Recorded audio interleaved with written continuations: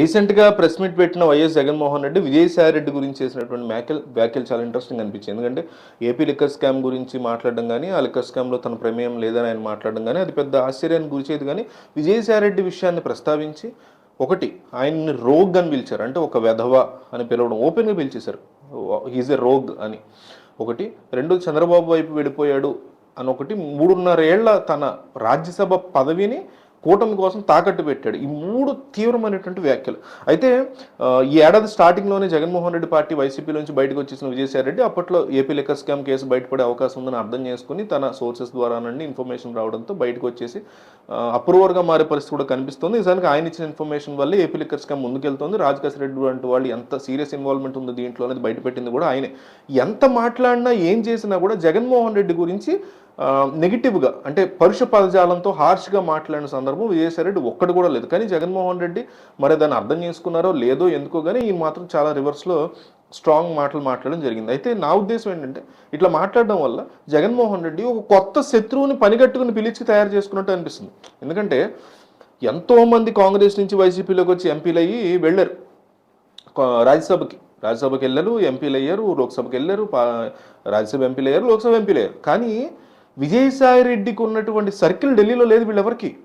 మీకు అర్థమవుతుందా? So as a person ఏ పార్టీలో ఉన్నాడు, చంద్రబాబు వెనకాల ఉన్నాడా, జగన్ వెనకాల ఉన్నాడా పక్కన పెడితే, న్యూట్రల్గా ఉన్నాడా పక్కన పెడితే, ఆయన యాజ్ ఎ పర్సన్ ఖచ్చితంగా ఎంతో కొంత ఫోర్స్ ఉన్న వ్యక్తి, స్పెషల్ వ్యక్తి అని కనిపిస్తుంది, ప్రూవ్ అయింది ఆల్రెడీ. ఓకే, జగన్ ప్రాపకం కూడా ఉండొచ్చు, ఆయన యొక్క ఇది కూడా ఉండొచ్చు. అనేక సార్లు గతంలో 2019కి ముందు జగన్ సీఎం అవడానికి ముందు ఢిల్లీ పెద్దలతో మాట్లాడాలి అంటే జగన్ విజయసాయి రెడ్డి ద్వారానే వెళ్ళేవారు అనేది చాలా జగమెరిగిన సత్యం. అది ఇద్దరు మంచి ఫ్రెండ్స్, అదేం జగన్కి ఆయన వేసిన బెచ్చమేం కాదు, అది ఫ్రెండ్లీగా ఒకళ్ళకొకళ్ళు తోడ్పాటుతో ముందుకెళ్ళారు వాళ్ళిద్దరు. సో అట్లాంటి అంటే అంత లెవెల్ ఆఫ్ పలుకుబడి ఏర్పరచుకోగలిగినటువంటి వ్యక్తి మీ ఈయన పట్ల కూడా హార్ష్గా మాట్లాడలేదు, బట్ స్టిల్ తాను బయటపడడానికి ఏదో ప్రయత్నాలు చేసుకుంటున్నాడు, విచ్ ఈజ్ ఆల్సో రాంగ్. అట్లాంటి వ్యక్తిని పనిగట్టుకుని కెలకడం అంటే కెలికి మళ్ళీ పట్టుకొచ్చి ఒక కొత్త శత్రువుని తయారు చేసుకోవడమే కదా అని. ఆయన ఏమన్నాడు, పార్టీలో ఇబ్బందికర పరిస్థితులు ఉన్నాయి, ఒక క్వార్టర్ ఏర్పరచుకున్నారు జగన్మోహన్ రెడ్డి, ఇవన్నీ కదా ఆయన పార్టీ నుంచి బయటకు వచ్చేప్పుడు విజయసాయి రెడ్డి చేసిన ఎలిగేషన్లు. నిజంగా అవి నిజమా కాదా అని చెక్ చేసుకోవాలి, నిజంగా అవి ఉంటే వాటిని పదిలపరుచుకోవాలి, వాటిని సరి చేసుకోవాలి, రిపేర్ చేసుకోవాలి. ఇప్పుడు నేను మాట్లాడుతున్నా, ఏవో కామెంట్లు వేస్తారు అబ్యూజివ్గా కాకుండా, మీరు ఇట్లా మాట్లాడుతున్నారు, ఇందులో ఈ అంశాలు బాగాలేదు, 2 అంశాలు బాగున్నాయి, 80-98 అంశాలు బాగాలేదు అని చెప్పారనుకోండి, అవునా కాదా చెక్ చేసుకుని మేము బేరీజ్ వేసుకోవాలి దాని గురించి.